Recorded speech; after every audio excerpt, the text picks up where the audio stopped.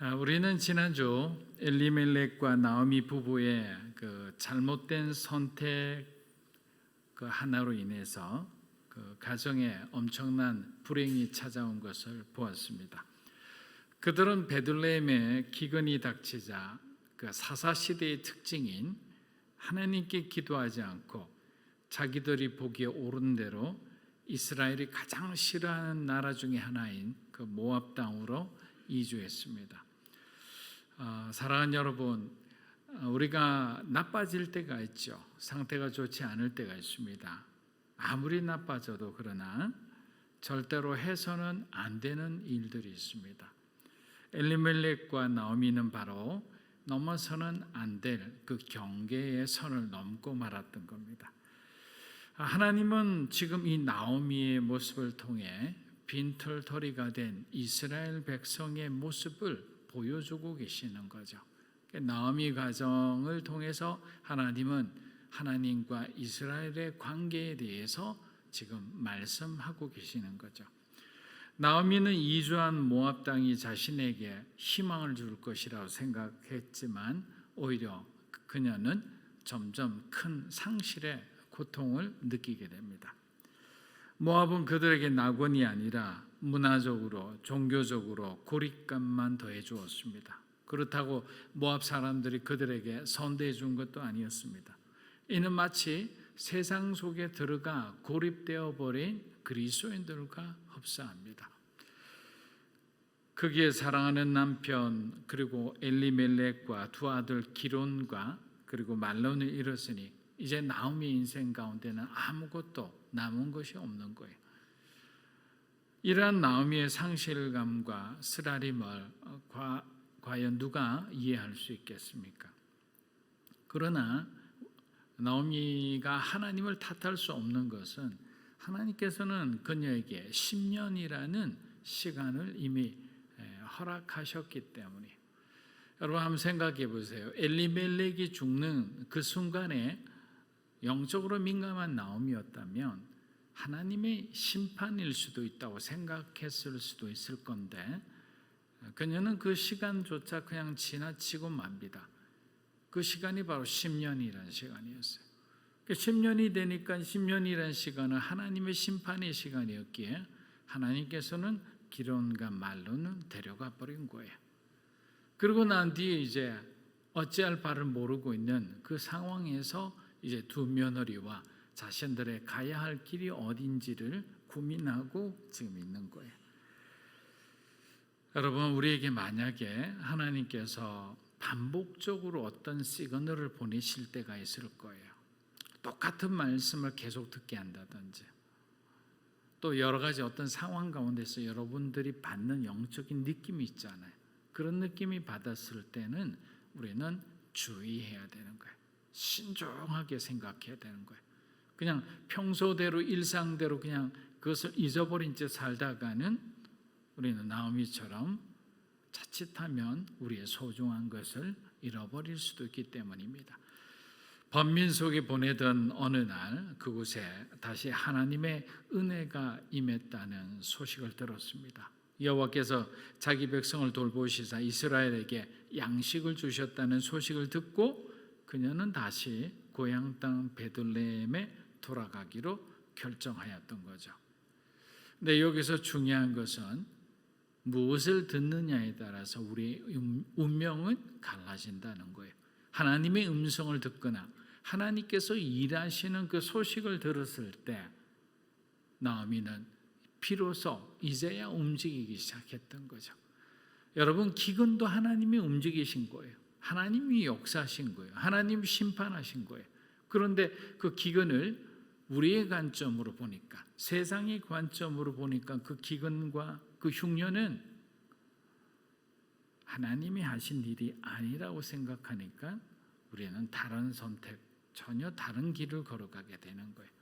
눈앞에 보이는 어떤 현상 자체가 하나님의 것인지 아니면 세상의 것인지 우리는 어떻게 알 수 있을까요? 하나님의 뜻을 물어야죠. 기도해야죠. 근데 기도하지 않고 그냥 나쁜 것은 나쁘다라는 생각을 하다 보면 굉장히 어려운 영적인 수렁 가운데 들어갈 수 있는 겁니다. 여러분, 유다 베들레헴이 어떤 곳입니까? 하나님께서 은혜를 주셔서 행복한 가정을 이루게 하신 곳이 아닙니까? 안식일마다 은혜로운 찬송과 말씀이 넘쳐나는 곳이었습니다. 기근이 오기 전까지만 해도 사이좋게 지내던 이웃들과 친족들이 있는 따뜻한 곳이었어요. 근데 그 아름다운 모든 것을 잃어버린 그녀는 더 이상 자신의 육체를 따르지 않고 이제 하나님의 은혜를 따르기로 결정한 것입니다. 이것은 그녀의 영적인 통찰력과 어쩌면 영적인 민감함이 회복되었다고 할 수 있습니다. 여러분, 우리가 영적으로 민감함을 잃어버리게 되면 이 두 가지 현상이 동시에 옵니다. 분별력이 없어지고 통찰력이 사라집니다. 영적인 통찰력과 분별력이 없다면 그럼 어떻게 살아갑니까? 우리가 눈을 뜨고 있으나 눈을 감은 것과 마찬가지죠. 영적인 소경이 되어서 어디로 갈 바를 모르는 거예요. 우리가 선택하는 것 자체가 선택할 수가 없는 상황이 돼요. 그냥 눈을 감고 계속 걸어가는 것과 같은 거예요. 그런데 우리의 육신의 눈은 보이니까 우리는 마치 우리 인생의 길을 잘 보고 걸어간다고 생각하지만 천만에 만만에 착각의 말씀이죠. 너무 풍요로워도 잃어버릴 수 있습니다. 그리고 너무 힘들어도 하나님을 향한 우리의 영적인 민감함을 잃어버릴 수 있는 거예요. 룻기 1장 우리 6절에서 7절 한번 보겠습니다. 그 여인이 모압 지방에서 여호와께서 자기 백성을 돌보시사 그들에게 양식을 주셨다 함을 듣고 이에 두 며느리와 함께 일어나 모압 지방에서 돌아오려 하여 있던 곳에서 나오고 두 며느리도 그와 함께하여 유다 땅으로 돌아오려고 길을 가다가 유다로 막상 돌아가려고 하니 모두 함께 갈 수는 없었습니다. 나오미는 아직 젊은 오르바와 룻에게 이 재혼의 기회를 줘야 한다고 생각했기 때문입니다. 또 한편으로는 경건한 유대인인 이 자기 친족들 중 이 모압 여인들을 아내로 삼아줄 사람이 없을 것이라고 그가 판단했기 때문이었습니다. 나오미는 냉정하게 마음을 먹고 오르바와 룻에게 너희들의 재혼을 위해 이제 너희 어머니의 집으로 돌아가라라고 합니다. 룻기 1장 8절에서 10절입니다. 나오미가 두 며느리에게 이르되 너희는 각기 너희 어머니 집으로 돌아가라. 너희가 죽은 자들과 나를 선대한 것 같이 여호와께서 너희를 선대하시기를 원하며 여호와께서 너희에게 허락하사 각기 남편의 집에서 위로를 받게 하시기를 원하노라 하고 그들에게 입맞춤에 그들이 소리를 높여 울며 나오미에게 이르되 아니니이다 우리는 어머니와 함께 어머니의 백성에게로 돌아가겠나이다 하는지라. 자, 나오미는 며느리를 보내면서 이 두 가지 복을 하나님께 빌어주고 있어요. 나오미가 빈 첫 번째 복은 뭐냐? 하나님의 은혜가 그들 가운데 임하기를 그는 기도했습니다. 여러분, 개역개정에 나오는 이 선대하다, 너희들 선대하기를 원한다 이럴 때 이 선대하다는 단어는 히브리어로는 헤세드입니다. 헤세드. 자, 헤세드는 여러 가지 의미를 가지고 있지만 여기서는 하나님께서 인간에게 베푸시는 지속적인 사랑과 자비의 은혜를 말합니다. 여러분, 여기서 중요한 단어가 뭡니까? 지속적인. 하나님은 한번 헤세드 하시면 영원토록 헤세드 하시는 거예요. 여러분에게 한번 은혜를 주시면 우리에게는 영원토록 하나님은 은혜를 주시는 거예요. 나오미는 충성된 이 두 며느리들이 고향 땅으로 가더라도 하나님께서 이들을 지속적으로 살펴주시기를 그렇게 바랬던 겁니다. 그런데 현대 신학자들은 이 장면에서 나타나는 이 하나님의 헤세드의 의미를 이렇게 해석합니다. 여러분 한번 들어보세요. 굉장히 또 다른 맛이 나는 그런 어떤 해석입니다. 약한 자가 공궁에 처했을 때 강한 자가 그럴 의무가 없음에도 자발적으로 보이는 충성이다 그랬어요.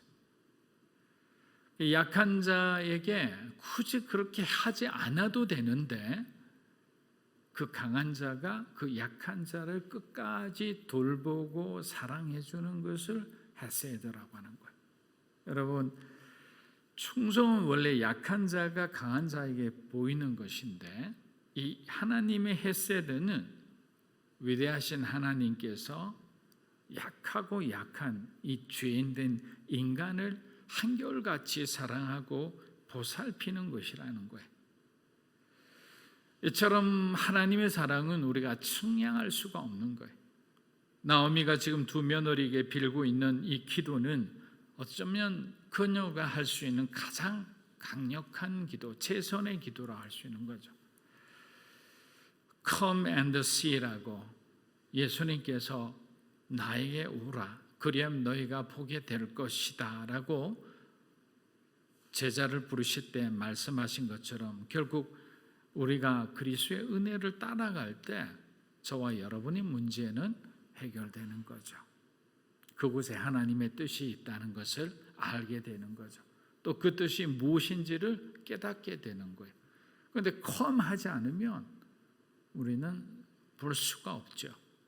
그래서 신앙의 가장 먼저는 우리가 은혜를 쫓아가는 삶이, 하나님의 은혜를 따라가는 삶이, 그 은혜를 따라갔을 때는 거기에는 하나님의 블레싱이 있는 거죠. 하나님의 정말 헤세드, 그레이스가 있는 거예요.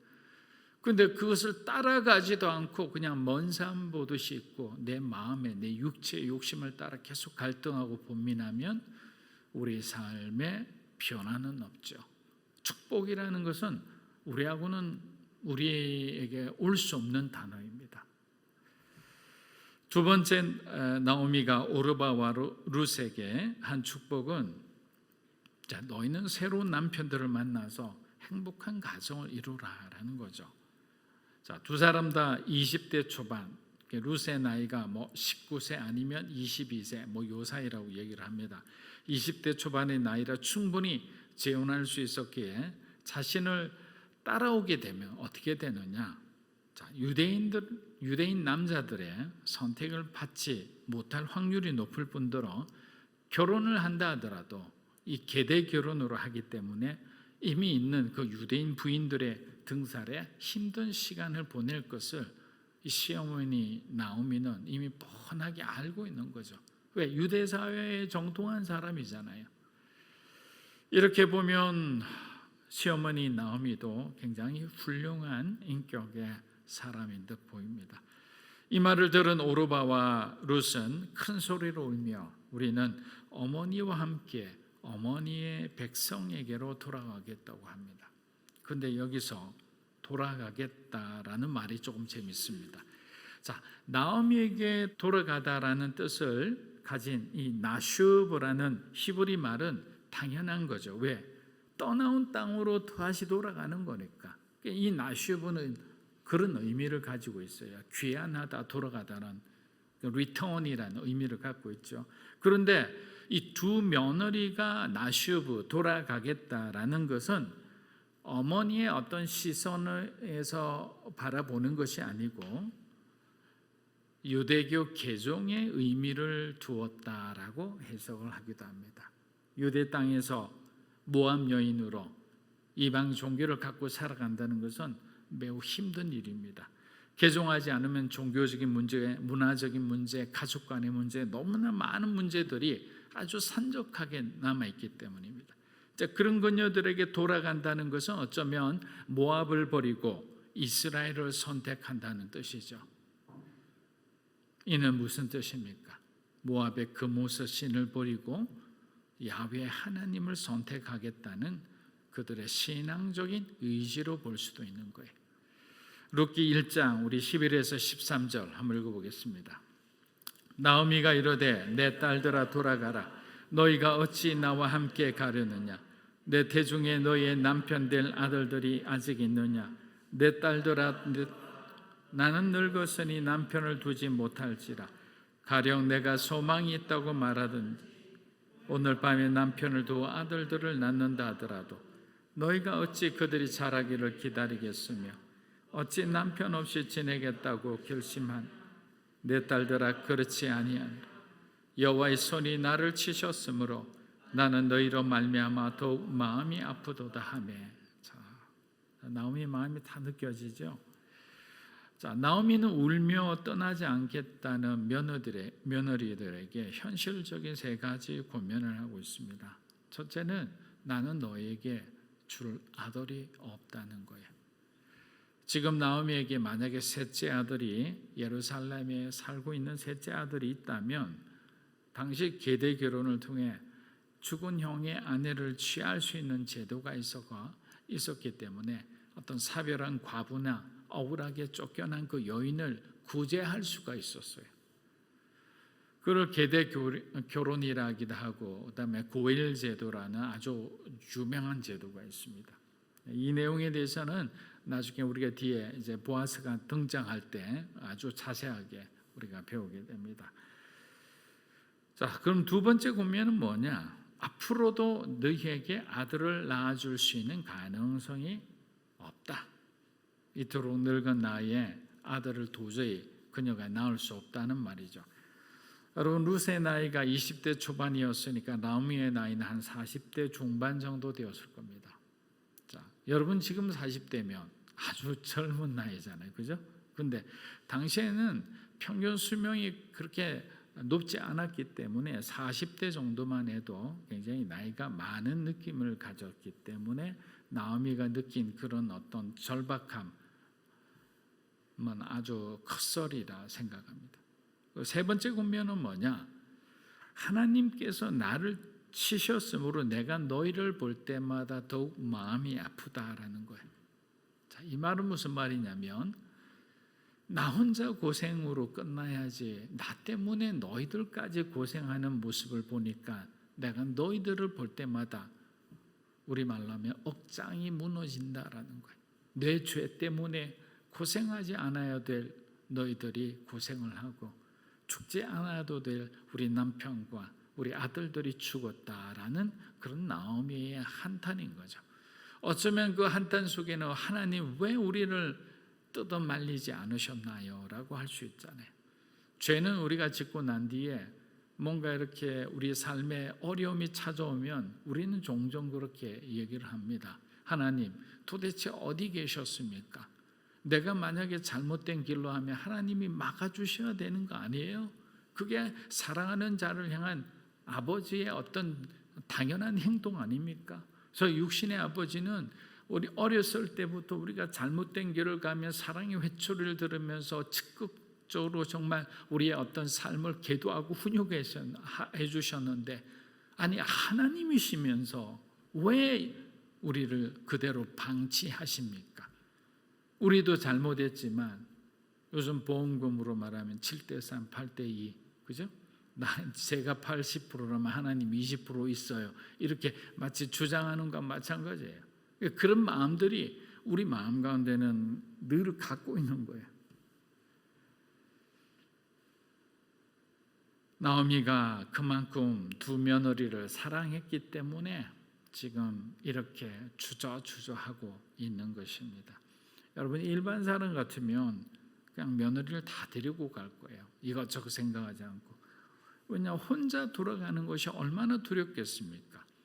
과부로서 혼자 이스라엘에서 자기를 누가 계대 결혼해 주지 않으면 엘리멜렉의 그 베들레헴 근처에 있는 그 많은 땅을 이제 소유할 수도 없고 그 재산권을 주장할 수도 없어요. 당시 고대 이스라엘의 어떤 제도로서는.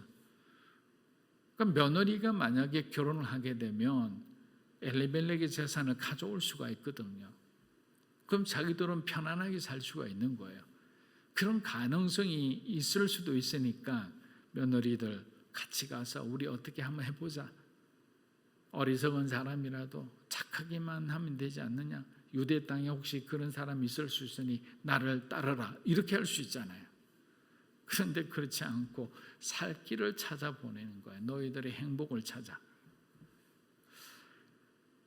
룻기 1장 14절에서 15절입니다. 그들이 소리를 높여 다시 울더니 오르바는 그의 시어머니에게 입맞추되 룻은 그를 붙잡더라. 나오미가 또 이르되 보라 내 동서는 그의 백성과 그의 신들에게 돌아가나니 너도 너의 동서를 따라 돌아가너라. 나오미의 권면을 듣고 난 뒤 오르바와 룻은 상반된 결정을 내립니다. 오르바는 나오미에게 작별의 입맞춤을 하고 난 뒤 자기 동족과, 이 단어가 중요합니다, 우상에게로 돌아갑니다. 오르바의 행동을 나오미의 말에 대한 어떤 순종이라는 관점에서 봐서는 안 됩니다. 왜냐하면 이 나오미의 본래의 마음, 일본말로 혼내라잖아요. 이렇게 본래 마음을 우리는 한번 살펴봐야 되는 거예요.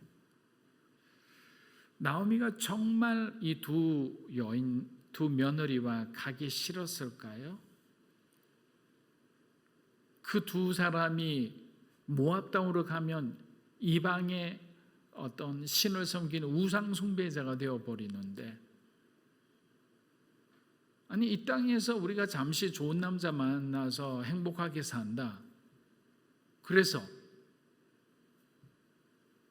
예수 믿지 않고 죽으면 영원한 생명은 얻지 못하는데, 나오미의 관점은 사실 같이 가기를 원하는 거예요. 그러나 그들이 스스로 신앙 고백하기를 원하는데, 또 그들이 자유의지로 스스로 후회하지 않도록 선택하기를 원하는 건데, 오르바는 그 마지막 고비를 넘지 못하고 결국에는 눈앞에 보이는 편리하고 편안한 삶을 선택하고 마는 거죠. 그렇다고 우리가 오르바를 비난할 수도 없잖아요. 저와 여러분이 만약에 그런 상황이 있었다면 어떤 선택을 할지 우리는 잘 모르기 때문에, 인간의 연약함은 어떤 결정도 할 수 있다는 게 무서운 거라고요. 하지 않아야 될 선택도 인간은 연약할 때는 할 수 있는 거예요. 그 가능성이 열려 있기 때문에 우리는 늘 영적으로 우리 자신이 깨어 있어야 되는 거예요. 하나님의 은혜를 쫓지 않은 이상은 우리는 세상의 유혹 가운데 언제든지 넘어질 수 있는 그러한 연약한 존재라는 걸 깨닫고 선줄을 알면 넘어질까 두려워하는 마음으로 살아야 하는 겁니다. 자, 나오미의 이면을 들여다보면 이런 말이죠. 룻에게 자유로운 선택을 주면서 그녀의 진정한 신앙 고백을 듣고자 하는 거죠. 이렇게 냉정하게 말한 이유가 그런 이유인 거죠. 아마 이미 유대인의 가정이라서 이 두 사람은 함께 가정 예배도 드리고 유대 율법대로 살아가는 어떤 생활에는 어느 정도 익숙해져 있었을 겁니다. 그럼 당연히 하나님에 대한 지식도 가지고 있었죠. 그러나 그들이 믿지는 않았죠. 지금 말하는 어떤 대화를 보면 나오미는 룻의 자유의지를 통해 스스로 여호와 하나님을 선택할 수 있도록 기다려준 것입니다. 룻기 1장 우리 16에서 18절 한번 읽어보겠습니다. 룻이 이르되 내게 어머니를 떠나며 어머니를 따르지 말고 돌아가라 강건하지 마옵소서. 어머니께서 가시는 곳에 나도 가고 어머니께서 머무시는 곳에 나도 머물겠나이다. 어머니의 백성이 나의 백성이 되고 어머니의 하나님이 나의 하나님이 되시리니 어머니께서 죽으시는 곳에서 나도 죽어 거기 묻힐 것이라. 만일 내가 죽는 일 외에 어머니를 떠나면 내게 벌을 내리시고 더 내리시기를 원하나이다 하는지라. 나오미가 룻이 자기와 함께 가기로 굳게 결심함을 보고 그에게 말하기를 거쳤노라. 자, 사랑하는 여러분, 결국 나오미는 룻의 고백을 들었습니다. 그녀는 룻이 자신을 따라간다는 말을 듣기를 원했을까요? 저는 그렇지 않다고 생각합니다. 나오미가 가장 듣기를 원했던 말은 어머니의 하나님이 나의 하나님이 되시리니 란 룻의 신앙 고백이었습니다. 어머니의 하나님이 나의 하나님이 되시리니. 그 순간 나오미의 마음에 얼마나 벅찬 감동이 찾아왔을까요? 우리로 말하면 정말 가족 중에 그렇게 예수 안 믿는 불교도든 다른 어떤 무신론이든 그런 어떤 가족 중에 한 사람이 가장 어렵고 힘든 그 순간에 예수를 믿겠다고 나오는 거 마찬가지인 거예요. 한 사람은 놓쳤지만 한 사람은 건진 거예요. 결국 룻은 나오미를 따라가는 것이 아니라 하나님의 은혜를 따라가기로 결정한 거죠. 은혜를 따라가는 삶을 선택한 룻인 거죠. 룻은 장래에 어떤 좋은 남편을 만날 그런 기회를 얻고자 한 것은 아니었겠죠. 그렇다고 또 의리와 정으로 시어머니를 선택한 것도 아닙니다. 그녀는 모압 사람들의 신인 그모스를 버리고 바로 이스라엘의 하나님 여호와를 선택한 거죠. 그래서 우리가 룻기를 배우는 거예요. 바로 이 장면 때문에. 근데 그리스도인으로서 저와 여러분은 이 룻의 선택을 통해 우리는 무엇을 배울 수 있을까요? 또 어떻게 우리의 삶에 적용할 수 있을까요? 룻의 결정은 생존을 위한 어떤 문화적인 결정이 아니라 하나님을 향한 신앙적인 결정이었던 거예요. 그래서 여러분의 회사나 여러분의 공동체나 여러분의 삶의 어느 순간에도 여러분의 어떤 문화적인 생활적인 어떤 관계적인 결정보다 신앙적인 결정을 중요시 여기고 하나님의 은혜의 관점에서 선택하기를 주의 이름으로 축복합니다. 항상 우리의 기준은 하나님이 되어야 되는 거잖아요. 후회 없는 결정이 되는 거예요. 그런데 어떤 본능이 이끌려서 어떤 우리의 육체의 욕심을 따라서 보여지는 것을 우리가 움켜쥐었을 때는 결국에는 우리가 잘못된 길을 걸어간다는 것을 뒤늦게 느끼는 거예요. 그리스도인으로서 얼마나 안타깝습니까? 조금만 더 기다리면 하나님께서 정말 하나님이 원하시는 그런 사람들, 또 하나님이 원하는 그런 어떤 계획 속으로 우리를 초대할 예정인데 우리가 먼저 앞서 뭔가 행함으로 인해서 그 기회를 우리가 놓쳐버린다면 그것처럼 어리석은 사람도 없죠. 한번 여러분 곰곰이 한번 생각해 보십시오. 여러분의 육체의 소리를 줄여야만 우리는 하나님의 소리를 똑바로 들을 수 있는 거예요. 지금 저와 여러분의 육체의 소리의 지수는 어느 정도입니까? 여러분 데시벨이 10까지 있다면 볼륨 7, 8 이 정도 되면 아무 소리도 안 들려요. 그냥 그 내가 틀고 있는 그 음악 소리만 들리는 거예요. 또 어떤 사람은 헤드폰까지 낄 거예요. 바깥 소리가 완전히 차단되죠. 하나님의 음성이 들릴 수가 없죠. 그렇기 때문에 믿음의 삶이라는 것은 결국 들음에서 시작되잖아요. 무엇을 듣느냐, 언제 듣느냐가 저와 여러분의 인생의 가장 중요한 어떤 갈림길이 되는 거예요.